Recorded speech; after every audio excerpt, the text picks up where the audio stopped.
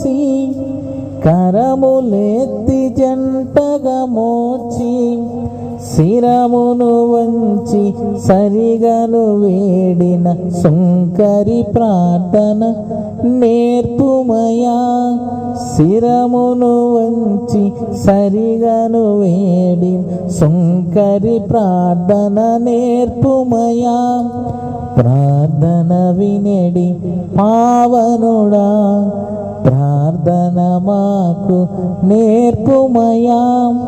ప్రార్థన వినెడి పావనుడా ప్రార్థన మాకు నేర్పుమయా.